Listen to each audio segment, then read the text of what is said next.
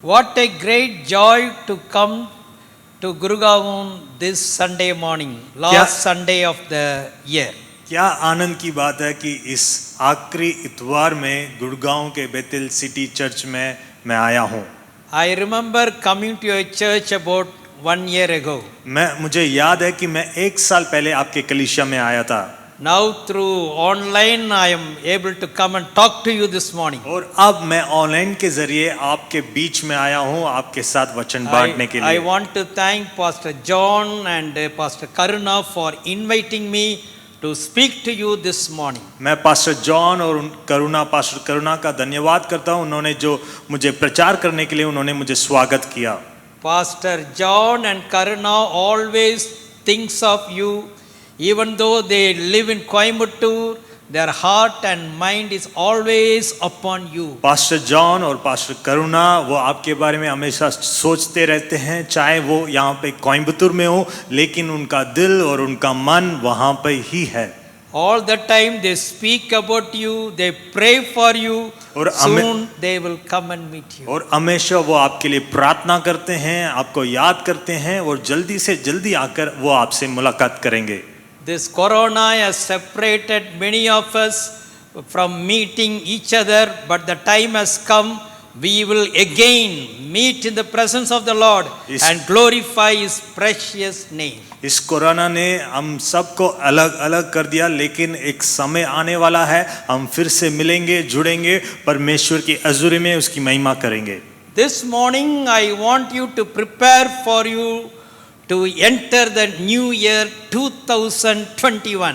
तो मैं इस समय मैं आपको बताना चाहता हूँ, आप तैयार रहें अगले साल में प्रवेश करने के लिए 2021 में। In another 4 days we will be entering into the new year. What a great joy it will be. अगले 4 दिनों के बाद हम नए साल में प्रवेश करने वाले हैं, ये क्या ही आनंद की बात है। This 4 days spend enough time in the presence of the Lord. इन 4 दिनों में आप परमेश्वर की उपस्थिति में अपने समय को बिताएं। Pray and seek the face of the Lord and prepare yourself and your family into the presence of the Lord. प्रार्थना करें, परमेश्वर को खोजें, आप अपने परिवार के साथ मिलकर परमेश्वर की हज़ूरी में जाएं। In corona we all have learned to be in lockdown for many days. ये कोरोना के समय हम लॉकडाउन में रहना हमने सीख लिया है। But why don't you this 3 or 4 days lock down in the presence of the Lord? तो क्यों ना आप 3 और 4 दिन परमेश्वर की उपस्थिति में अपने आप को लॉक कर लें। When you lock down with Him, He will unlock you many blessings for the year 2021. जब आप उसकी उपस्थिति में अपने आप को लॉकडाउन कर लेंगे तो वो आपकी जिंदगी में अनेक आशीषों को खोलेगा। When we lock down, the heaven will unlock the blessings for you. जब आप परमेश्वर के हज़ूरी में बंद होंगे तब स्वर्ग आपके लिए बहुत सारे आशीषों को खोलेगा। Let us read a few scriptures and meditate for a short time. आइए हम कुछ वचनों को पढ़ें और परमेश्वर के वचन पर मनन करें। Matthew chapter 11 and verse 12. मत्ती की किताब 11 उसके 12 में लिखा है, And from the days of John the Baptist till now the kingdom of heaven is forcing its way in and men of force take it. यूहन्ना बपतिस्मा देने वाले के दिनों से अब तक स्वर्ग के राज्य में बलपूर्वक प्रवेश होता आ रहा है और बलवान उसे छीन लेते हैं। And also Luke chapter 16 verse 16 it reads, the law and the prophets were till John, but then came the preaching of the kingdom of God and everyone makes his way into it by force. और लूका 16 उसके 16 में लिखा है, व्यवस्था और भविष्यवक्ता यूहन्ना तक रहे, उस समय से परमेश्वर के राज्य का सुसमाचार सुनाया जा रहा है और हर कोई उसमें प्रबलता से प्रवेश करता है। I want to speak to you about one word. Take it by force. Move into the new year by force. Enter into the kingdom of God or God's presence with force. मैं आज एक शब्द के ऊपर प्रचार करना चाहूंगा कि आप बलपूर्वक प्रवेश करें, बलपूर्वक अगले साल में प्रवेश करें, बलपूर्वक परमेश्वर के राज्य में उसकी हज़ूरी में प्रवेश करें। let me explain this scripture to you first. We all know that before Jesus came, John the Baptist came preparing the way for Jesus. मैं इस वचन को आपको दिखाना चाहता हूं कि यीशु मसीह के आने से पहले यूहन्ना बपतिस्मा आकर परमेश्वर के लिए उसने मार्ग को तैयार किया। You see, the kingdom of God, I mean the gospel of Jesus Christ, when it came the first time, it did not just come ordinary, it came with a mighty force into this world. जब परमेश्वर का सुसमाचार या परमेश्वर का राज्य इस पृथ्वी पर आया तो एक साधारण रूप से नहीं आया लेकिन प्रबलता से बलपूर्वक से आया। When John the Baptist came, the whole region, I mean Jerusalem, Judea, Jordan, they were all shaken and people were running in crowds to John to be baptized. जब यूहन्ना बपतिस्मा देने लगा तब यरूशलेम, यहूदिया और समारिया के सब लोग आकर उससे बपतिस्मा लेने लगे। One man baptizing thousands of people. That's what written. If you read Matthew 3, 5 and 6, it is written like that. You can read it in Hindi. और मत्ती 3 उसके 4 और 5 में लिखा है, यह यूहन्ना ऊंट के रोम का वस्त्र पहने था और अपने कमर में चमड़े का कटीबंध बांधे था, उसका भोजन टिड्डियां और वन मधु था। तब यरूशलेम और सारे यहूदिया और यरदन के आसपास के सब स्थानों के लोग उसके पास निकल आए। There was a great revival. The kingdom of God came into this world with mighty force. और वहां पे एक बहुत बड़ा बेदारी हुआ और परमेश्वर का राज्य बलपूर्वक इस पृथ्वी पर आया।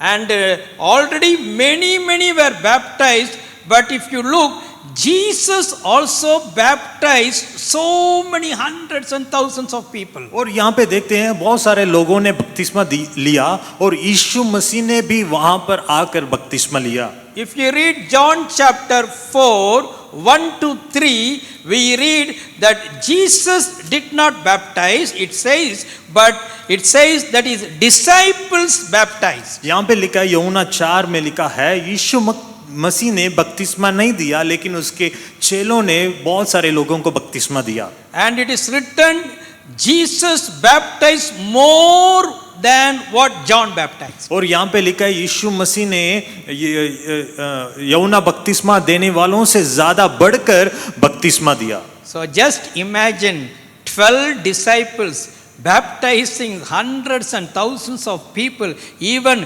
Judas Iscariot would have baptized so many people. और जरा कल्पना करके देखिए कि 12 चेलों ने कितने लोगों को बपतिस्मा दिया होगा और उसमें यूदास इस्करियोत ने भी बहुत सारे लोगों को बपतिस्मा दिया होगा। Now, why I am telling, when the kingdom of God started, it was with a mighty force and people also entered into it by force. और यहाँ पे जब मैं क्या बताना चाहता हूँ, जब परमेश्वर का राज्य यहाँ पे आरंभ हुआ, ये साधारण रूप से नहीं हुआ लेकिन बलपूर्वक हुआ और लोगों ने भी बलपूर्वक उसमें प्रवेश किया। Just imagine in Gurgaon, one very big rich man comes and announces, next Sunday in the heart of the city 10,000 acres of land is available. If they come and say, anyone who come and possess 2 cents of land, he can have it when he comes and catch that land. जरा कल्पना करके देखिए कि एक अमीर इंसान आके गुड़गांव में घोषणा करता है कि यहाँ पे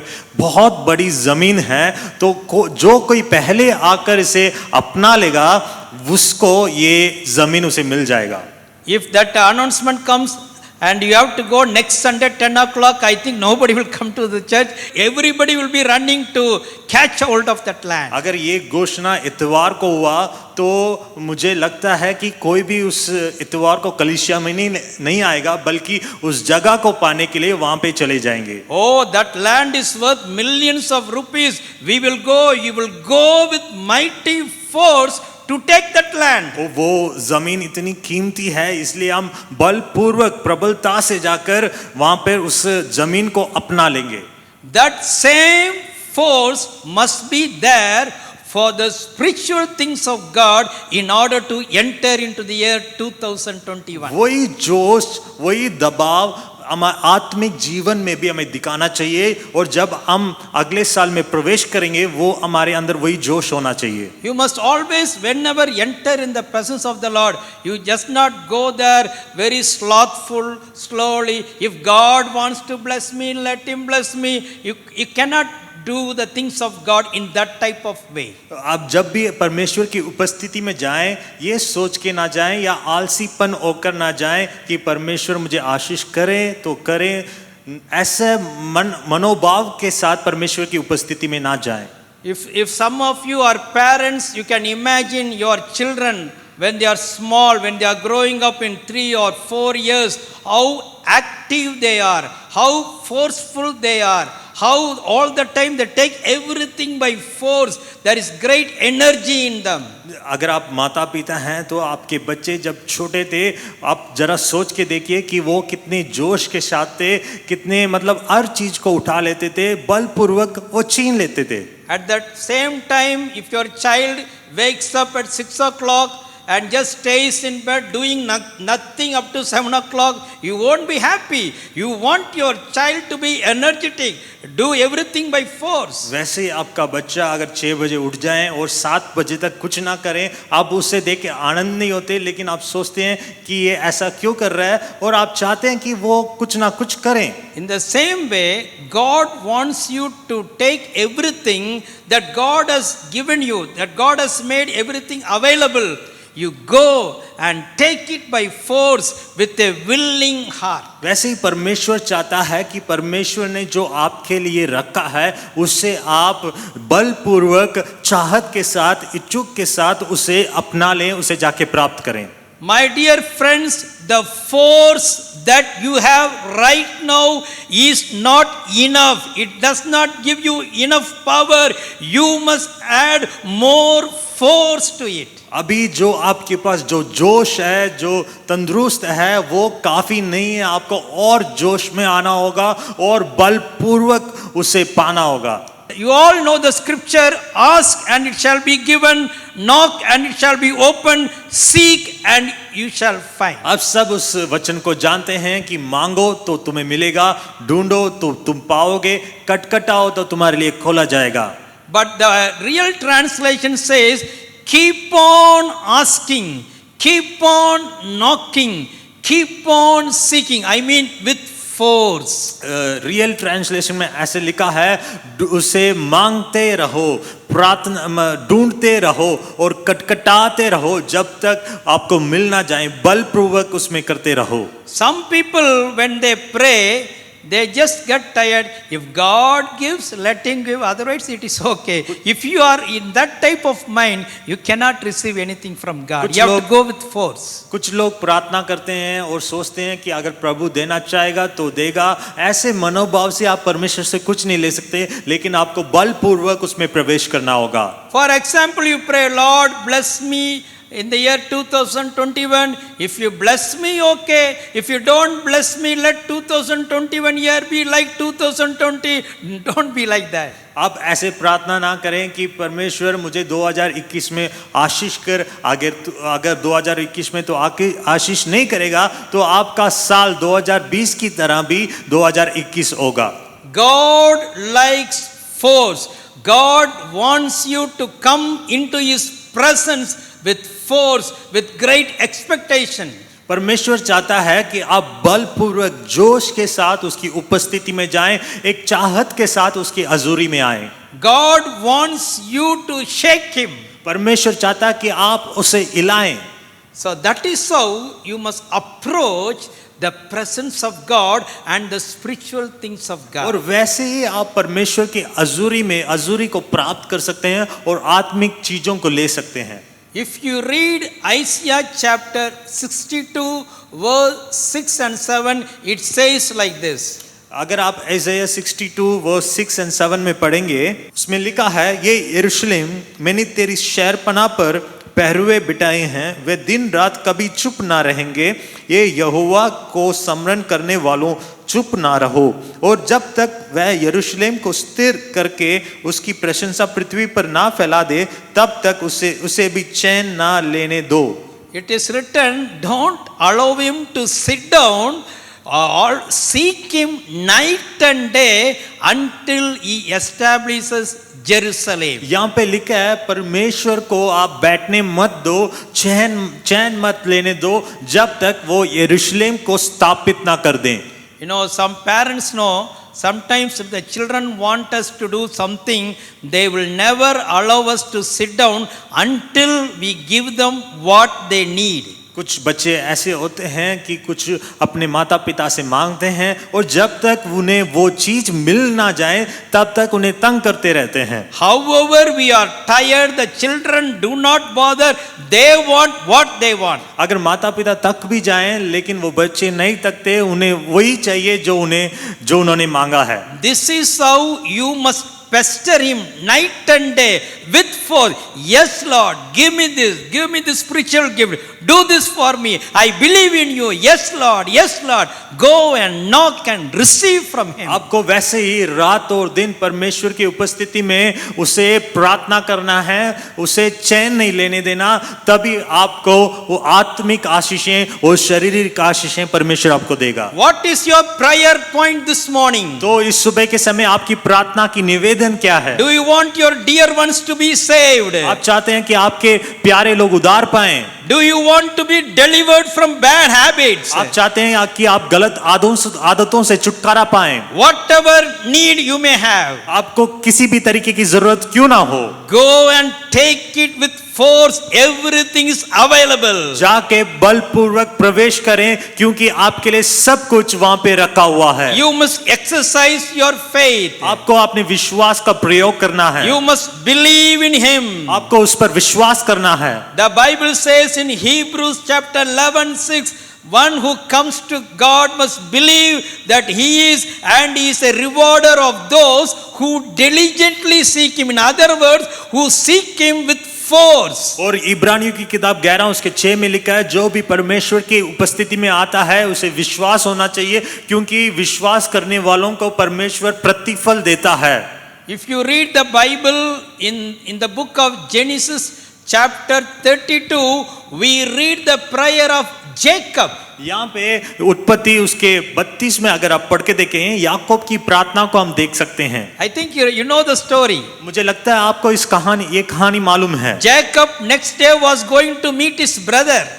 याकूब अगले दिन अपने बड़े भाई से मिलने जाता He है। was very afraid because he's meeting his brother after 20 long years. The last word that he heard from his brother was that he will kill him. क्योंकि वो 20 साल के बाद अपने भाई से मिलने जाता है और आखिरी शब्द जो उसने अपने भाई के मुंह से सुना कि मैं तुझे मार दूंगा। After 20 years, Jacob is going back to his homeland. और 20 साल के बाद याकूब अपने घर, अपने गांव में वापस जाता है।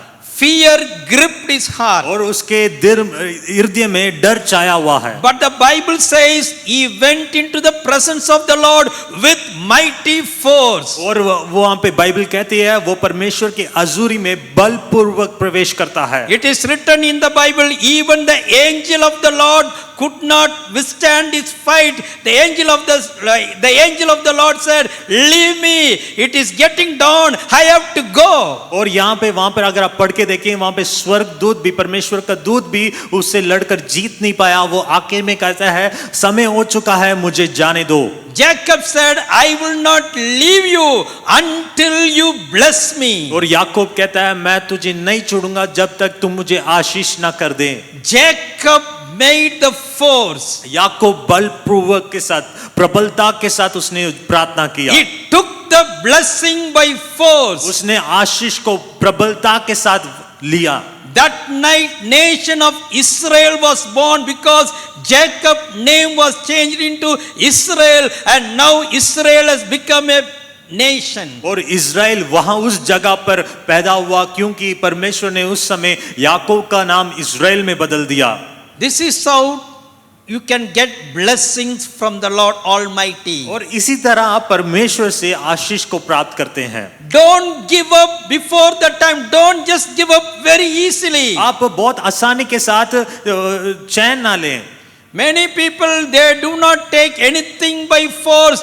They just take the life casual, but Christian life you cannot take it casual. बहुत- You have to go it by force. बहुत सारे लोग अपनी जिंदगी को आसानी से मजाक में ले लेते हैं, लेकिन मसीह जीवन ऐसा नहीं है। आपको बलपूर्वक चाहत के साथ, जोश के साथ उसे जीना है। Even in this lockdown days, whenever you assemble, even in your home for Sunday morning worship, let there be a force, let there be an excitement when coming into the presence of the Lord. और जब भी आप lockdown में आप परमेश्वर के अपने घर में प्रार्थना करने जुड़ते हैं, तब भी जोश के साथ, बलपूर्वक के साथ परमेश्वर की हजूरी में जाएं। God must see in you a great desire, a burning desire, in order to come into the presence of the Lord. और जब आप परमेश्वर के हुजूरी में जाएं, परमेश्वर आपके अंदर जलती हुई उस इच्छा को देखना चाहता है। Then God will richly bless you. Then God will reward you. Then God will give you the desires of your heart. तब परमेश्वर आपको आशीष करेगा,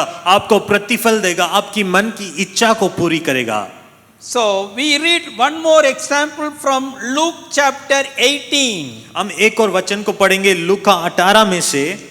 You can read it in Hindi script, verse 1 and then 4, 5 and 6. लूका 18 1, उसके बाद 4, 5 और 6।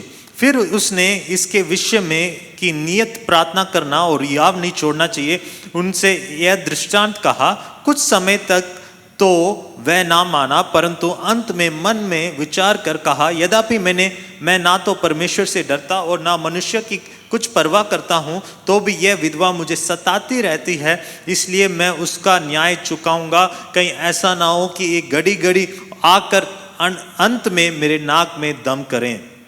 Here we see this man who was a judge was a unrighteous man, a man who do not fear God, a man who do not respect any man. और यहाँ पे एक मनुष्य को देखते हैं, एक न्याय को देखते हैं। ये अधर्मी है, ये ना तो परमेश्वर से डरता है, ना तो मनुष्य से डरता है। But a poor widow's case was with this man.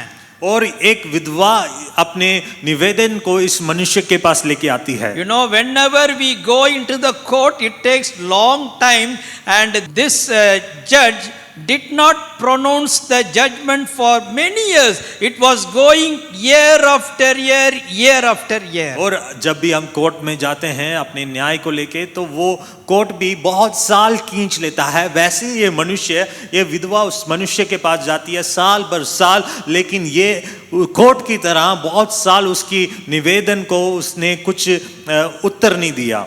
We do not know what type of case, but we can guess this might be a property related case, because I think there would have been a rich man who would have taken her property and would not give her back the property. और मुझे यहाँ पे किस बारे में वो विधवा निवेदन करती है हमें नहीं मालूम, लेकिन मुझे ऐसा लगता है कि ये किसी जमीन का परेशानी होगी कि किसी अमीर इंसान ने उसके जमीन को अपना लिया होगा। Even today those things are happening in India. और भारत देश में भी ऐसे काम होते हैं। I think perhaps this rich man would have given this judge lot of money or anything he would have given, so the case would have been delayed and no more, and this woman was waiting. हो सकता है उस अमीर इंसान ने इस न्याय को पैसे दिए होंगे और कहा होगा कि इसका कोई उत्तर ना देना, ऐसे ही बहुत साल निकल गए होंगे। But we read about this woman, this widow, all the time the Bible says night and day she was pestering this judge. और यहाँ पे हम पढ़ते हैं ये विधवा दिन और रात इसको सताती, उस न्याय को सताती रहती है। Nagging him night and day, the judge could not bear any longer. और वो उस न्याय को सताती रहती है और आखिरी में वो न्याय उसे उत्तर देता है। Finally the judge made favor to her. और आखिरी में वो न्याय उसे उत्तर देता है। Now Jesus says, think of that unrighteous judge, what he did to this widow. और परमेश्वर कहता है इस अन्याय अधर्मी इंसान को देखो जो उसने उस विधवा के साथ किया।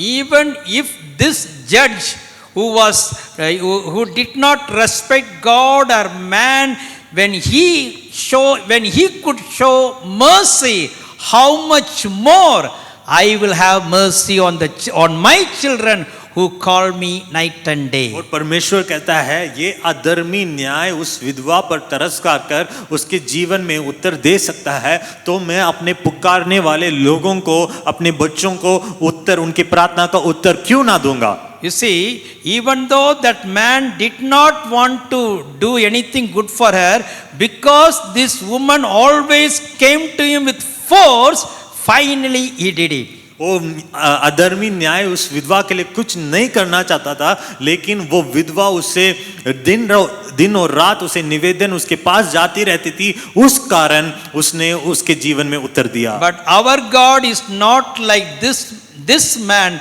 Our God is a generous God, loving God, caring God. Even we parents who are evil, when we know to give good things to our children, how much more good things he will give to us. लेकिन हमारा परमेश्वर उस अधर्मी न्याय के समान नहीं है। वो हमसे प्यार करता है, करुणा निदान है, तरस खाता है। हम वचन में लिखा है, हम बुरे होकर अपने बच्चों को अच्छी वस्तुएं देना जानते हैं, तो हमारा स्वर्गीय पिता हमारे लिए अच्छी वस्तुएं क्यों ना देगा। Hallelujah. Hallelujah. What I am trying to tell you this morning, go, take it by force. All the spiritual things of God belongs to them who comes with great desire and great force. इसलिए आप जाकर बलपूर्वक अपनी चीजों को लें, क्योंकि हर एक आत्मिक आशीषें उन्हें ही मिलेंगी जो बलपूर्वक प्रबलता के साथ परमेश्वर की हुजूरी में जाके प्रार्थना करके उसे लेते हैं।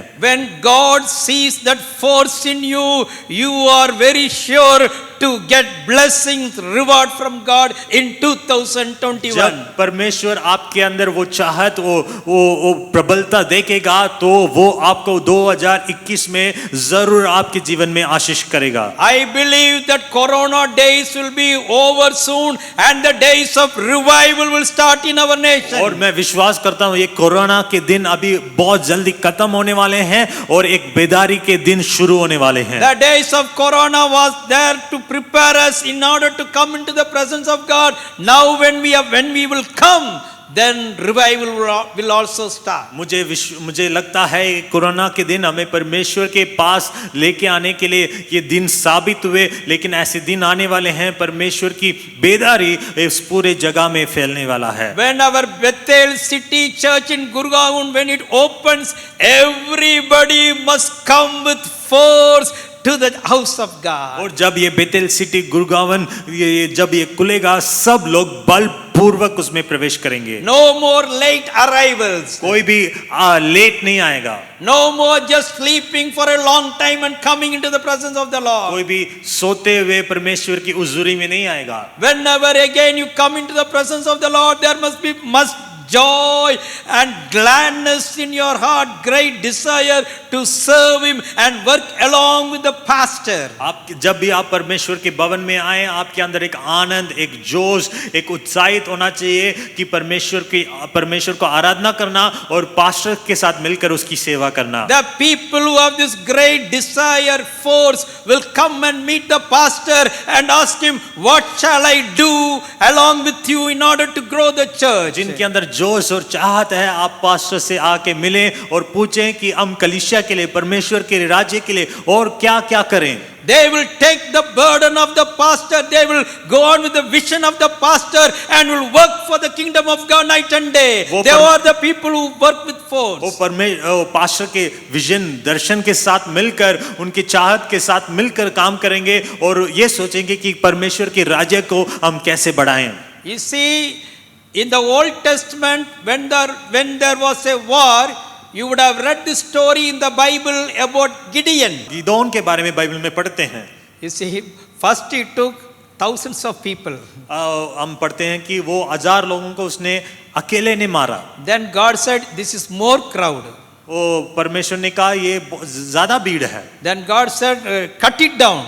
परमेश्वर ने कहा उसे कम करो। Then again God said, cut it down. फिर परमेश्वर ने कहा उस भीड़ को कम करो। And God told Gideon and announced a test for all those soldiers. और परमेश्वर ने गिदोन से कहा उन सारे सिपाहियों के लिए मैं एक टेस्ट रखना चाहता हूँ। And after that test, only 300 people were selected. और उस परीक्षा के बाद सिर्फ 300 लोग उसमें शामिल किए गए। This 300 people were the people who showed force. और ये 300 लोगों ने, ये वो लोग हैं जिन्होंने बलपूर्वक दूसरे राजा के साथ युद्ध किया। Hallelujah. Hallelujah. God wants you to be diligent, forceful in the things of God. परमेश्वर चाहता कि आप परमेश्वर के राज्य में जोश के साथ, बलपूर्वक के साथ, चाहत के साथ रहें। Many people are very forceful in the things of the world. बहुत सारे लोग दुनिया के बातों में बहुत सारे जोश दिखाते हैं। No, in 2021 your priority must be changed. Force must be given to the kingdom of God. लेकिन 2021 में आपका जोश, आपका प्रायोरिटी, आपका पहलापन बदल कर आपको परमेश्वर के प्रति आपको वो जोश दिखाना है। Set your priorities in the right way. आप अपने प्रायोरिटीज को सही तरीके से रखें। If you want the true blessings of God for your life, अगर आप चाहते हैं कि परमेश्वर की आशीष आपके जीवन में आए तो you must eagerly desire after, run after it.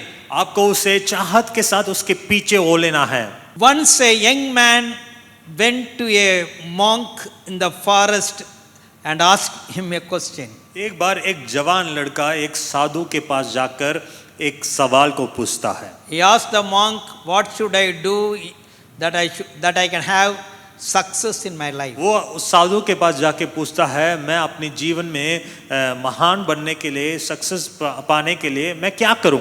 Then the monk told him a story. तब उस साधु ने एक कहानी सुनाई The उसे। monk told him there were 2 dogs running on the street. वो उस साधु ने कहा 2 कुत्ते गली में दौड़ रहे थे। But one dog was only running until the end, but the other dog on off way returned back. लेकिन एक कुत्ते ने पूरे उस मंजिल को पार किया, लेकिन दूसरे कुत्ते ने वापस बिना मंजिल पार किए वापस लौट आया। So this monk asked the young man, what is the reason? तो उस जवान इंसान ने उस साधु से पूछा, इसका कारण क्या है? The young man said, no, I don't know.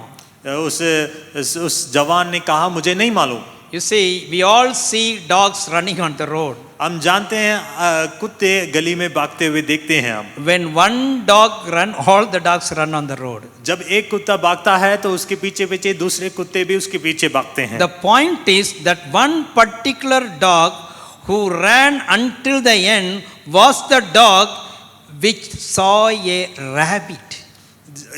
वो कुत्ता जिसने उस मंजिल को पार किया, उस कुत्ते ने उसके आंखों में उसने उस खरगोश को देखा। So it ran until it got it. जब तक उसे पकड़ नहीं लिया तब तक वो कुत्ता उसे देखकर उसे पीछे भागता रहा। But the other dog did not see the rabbit. That other dog saw this dog running. It also simply ran with the dog. लेकिन बाकी कुत्तों ने उस खरगोश को नहीं देखा, इसलिए उसके आगे दौड़ते हुए उस कुत्ते को देखने के कारण उसके पीछे भागने लगे। So our force should not be like this other dog. We have seen, we know what is the things of God. We must run for the things of God. हमें अपने आंखों से परमेश्वर की बातों को देखना चाहिए। हमें दूसरे की तरह नहीं होना चाहिए, लेकिन परमेश्वर की बातों को देखकर उसके फोकस के साथ उसके साथ दौड़ना चाहिए। In 1 Corinthians chapter 9 and I think verse 24, Apostle Paul says like this. पहला कुरिन्थियन 9 उसके 24 में पौलुस कहता है, He says, do you not see that in a running competition all take part, but only one gets the reward? So let your minds be fixed on the reward. Run towards the reward so that you will get the reward. और यहाँ पे लिखा, क्या तुम नहीं जानते कि दौड़ में तो दौड़ते सभी हैं, परंतु इनाम एक ही ले जाता है। तुम वैसे दौड़ो कि जीतो। So we are all in a running race. We are all running our spiritual race, but our running must be with force so that we will get the reward. We cannot just simply, just for namesake, we can run. हम सब एक दौड़ में दौड़ रहे हैं, लेकिन वही जीतता है जो लक्ष्य के साथ दौड़ता है। इसलिए आप भी बलपूर्वक उस लक्ष्य को देखते हुए आप अपने जीवन को जिए। Get ready, my friends, to run the new year 2021. इसलिए मेरे दोस्तों, आप 2021 में अपनी दौड़ को दौड़ने के लिए तैयार रहें। Hebrews chapter 12 says, throw away all your weight, all your burden, and run looking unto the author and finisher of your faith, Lord Jesus Christ. और वचन में लिखा है, आपने उलझाने, इब्रानियों 12 उसमें लिखा है, उलझाने वाले पाप को रोकने वाले वस्तु को दूर करके उस दौड़ में दौड़ो जिसके लिए परमेश्वर ने तुम्हें चुना है। Focus your eyes upon the Lord Jesus Christ, who ran the race and who is seated at the right hand of our heavenly Father. आप अपने नजर को परमेश्वर यीशु मसीह पर रखें, जिसने अपनी योजना को, अपने लक्ष्य को देखते दौड़कर उसे पूरा किया है।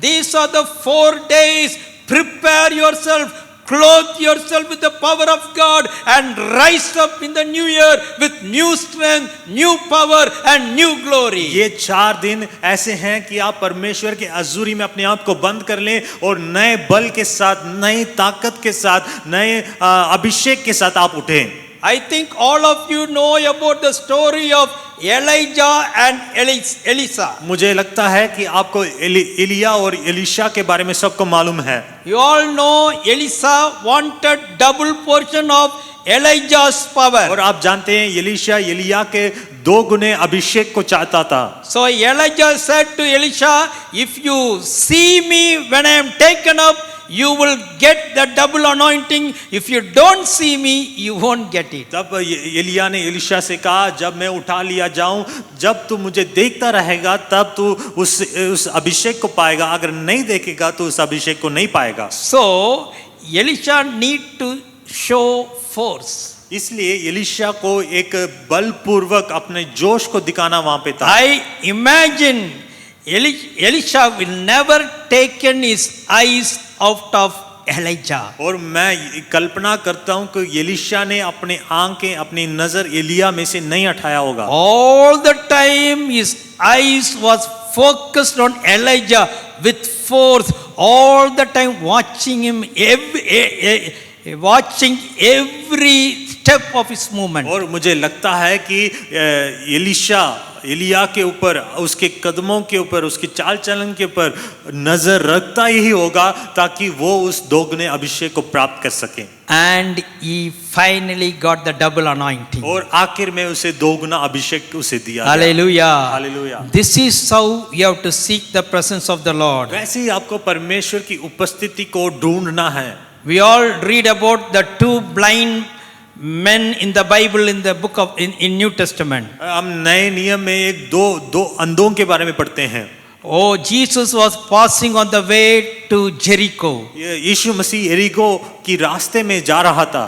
This blind man heard that Jesus was passing through Jericho. और इस अंधे को मालूम हुआ कि यीशु मसीह इस यरीको में से जा रहे हैं। When they heard that Jesus was passing by, they shouted, Jesus, son of David, have mercy on us. जब उसने यीशु मसीह के बारे में सुना तब वो चिल्ला उठा कि ये दाऊद की संतान मुझ पर दया कर। You see, the crowd all came and stopped them. Don't shout, don't shout. Go the other way. Jesus is coming. We want to prepare the way. Go away. और वहां पे भीड़ ने उसे चिल्लाया, उसे डांटा, उसे बिठाया, लेकिन वो और भी चिल्ला उठा। But more they shouted with mighty force, "Oh son of David, have mercy on me." लेकिन लोगों ने जितना दबाया उतना ही ज्यादा वो चिल्लाने लगा कि दाऊद की संतान मुझ पर दया कर। And God stood there and listened to them. That day they were completely healed and they could see. और वहां पर प्रभु यीशु मसीह उसकी आवाज को सुनकर ठहर गया और उसी दिन उसके अंधा वो देखने लगा, उसके जीवन में चमत्कार हुआ। Perhaps you can think like this: if these 2 blind men would have listened to the people, oh, they are asking us to be quiet, let us be quiet, then they would have not received the healing. अगर उन दो अंधों ने उन लोगों की बात सुनी होती कि जब वो कह रहे थे कि चुप रहो, बैठ जाओ, अगर उन्होंने उस बात को सुनी होती तो वो अपने चमत्कार को कभी हासिल नहीं कर पाते। You see, they took it with force. अब देखिए वो बलपूर्वक उन्होंने वहां पे They प्रयास never किया, listened to them. उन्होंने उनकी बात नहीं सुनी। Hey, you mind your own business. We want healing. We will take it with और force. उन्होंने कहा तुम अपना काम देखो, हमें चंगाई की जरूरत है, हम बलपूर्वक उसे लेंगे। Even next time you read your Bible or pray, let it be with और force. जब अगली बार जब आप प्रार्थना करें, वचन पढ़ें, आप बलपूर्वक जोश के साथ उसे पढ़ें। Have you seen any parent snatching a Bible out of their son or daughter because they have been reading for many hours? We have never heard such type of stories. और कभी आपने किसी माता पिता को अपने उसके बच्चे बाइबल पढ़ते हुए उसे छीनते हुए देखा है? ऐसे कहानी हमने कभी नहीं सुना। We have only seen they are all the time snatching the cell phone or iPad from their hands. लेकिन वो हमेशा उनके हाथों से फोन या आईपैड ही छीनते हैं। When was the last time you saw that? कब आखिरी बार आपने ऐसा होते हुए कब देखा? That is force. वही बलपूर्वक है। All the time standing on the knees and praying, lifting up your hands and praying to the Lord. और लगातार घुटनों में बैठकर हाथों को उठाकर परमेश्वर को देखकर प्रार्थना करना। Oh, let the year 2021 be a year of force. और ये 2021 एक bलपूर्वक एक सामर्थ का साल हो। Even in the Bible, we read about the woman with the issue of blood who had this disease for 12 long years. और बाइबल में हम पढ़ते हैं 12 साल से लहू बहने वाली एक स्त्री के बारे में देखते हैं। Oh, she wanted deliverance. उसको चंगाई की जरूरत थी। What she did? उसने क्या किया? There was no way to go near Jesus. और यीशु मसीह के करीब जाने का कोई रास्ता नहीं था। Big crowd following Jesus. क्योंकि बहुत भीड़ यीशु मसीह के पीछे आसपास थी। But in that big crowd, she found the way. She somehow went under the legs of men, or somehow I don't know, but she went and touched the garment of Jesus by force and she was healed. उस भीड़ में भी उसने जगह को ढूंढ निकाला, बीच में से गई और उसने परमेश्वर के वस्त्र के छोर को छुआ और अपनी चंगाई को प्राप्त किया। Either you want this morning healing or anointing or any spiritual thing or physical thing or material thing, you will not get it unless you come to God with force. और अगर आपको किसी अभिषेक की या वस्तु की या किसी आशीष की जरूरत है, आपको ये चीजें बलपूर्वक प्रवेश किए बिना आपको नहीं मिलेगा। Hallelujah. Hallelujah. Let there be force in everything you do for the kingdom of और God. जब परमेश्वर के राज्य के लिए आप जो कुछ करते हैं उसमें आपके अंदर एक जोश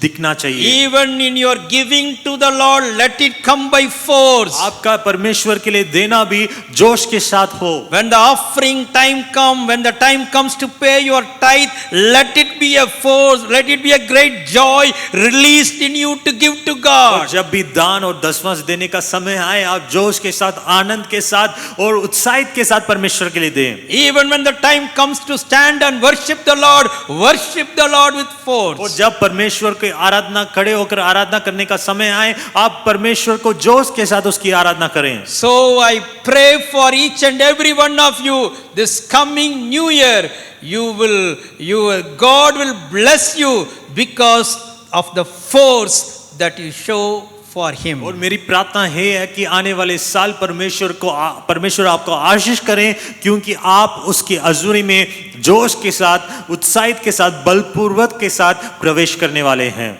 Now I want to pray for all of you. अब मैं आपके लिए प्रार्थना करना चाहता हूं। Let us all pray. आइए हम मिलकर प्रार्थना करें। Just for a moment, meditate on the words that you have heard this morning. अभी कुछ समय के लिए जो वचन आपने सुना उस पर आप मन लगाएं। God is speaking to your heart. परमेश्वर आपसे बात कर रहा है। Don't just be a normal namesake Christian. आप सिर्फ साधारण या साधारण मसीह जीवन ना जिएं। Don't take Christian life just as an ordinary casual life. अब मसीह जीवन को मजाक में मत न ले। Let there be great desire. आपके अंदर एक चाहत होनी चाहिए। Let there be great force in your life. आपके अंदर एक जोश होना चाहिए। Now itself cry unto the Lord. इसलिए आप रोक कर परमेश्वर से प्रार्थना Lord, I करें। will not be here henceforth silent. प्रभु अब मैं आगे से शांत नहीं रहूंगा। I will knock your door. प्रभु मैं शांत नहीं रहूंगा। I want your blessings, O God. मुझे आपकी आशीषें चाहिए। I am tired of this worldly life. प्रभु ये दुनियादारी जीवन से मैं थक चुका हूँ। Oh, bless me today. प्रभु आज मुझे आशीष कर। Meet my desperate need today. प्रभु मेरी इच्छाओं को चाहतों को पूरा कर। Heal me today. प्रभु मुझे चंगाई दे। Hallelujah. Hallelujah. Lord, I pray for all those dear people who are watching this program. प्रभु हर एक के लिए प्रार्थना करता हूँ जो इस प्रार्थना को, इस वचन को सुन रहे हैं। I pray for every single soul who is seated in their home,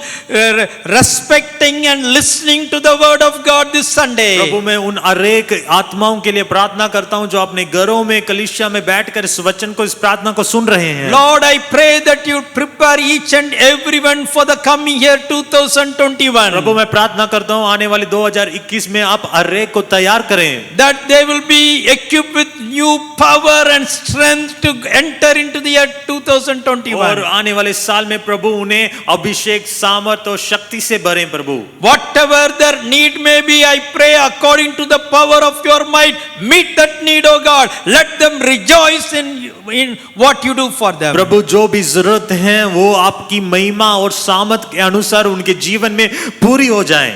Lord, bless their whole family, O Prabhu God. हर एक परिवार को आशीष कर। Lord, we want to thank you from the month of January this year 2020 until this last Sunday. You have protected us, you have guided us, you have been with us and met all our needs. प्रभु हम धन्यवाद करते हैं जनवरी से लेकर इस आखिरी इतवार तक प्रभु आपने हमारी जरूरतों को पूरा किया, हमारे साथ रहा और आपने हमें संभाला। We say, bless the Lord, O my soul, and all that is within me. Bless the Lord, O my soul. और हम कहते हैं ये मेरे मन यहोवा को धन्य कहे, ये मेरे मन यहोवा को धन्य कहे और उसकी किसी उपकार को ना भूलना। We forget not your benefits, O Lord. प्रभु हम आपके उपकार को नहीं भूलेंगे। Bless everyone, O God. हर एक को आशीष कर। In Jesus' name we pray. यीशु मसीह के नाम से मानते हैं पिता। Amen. आमीन।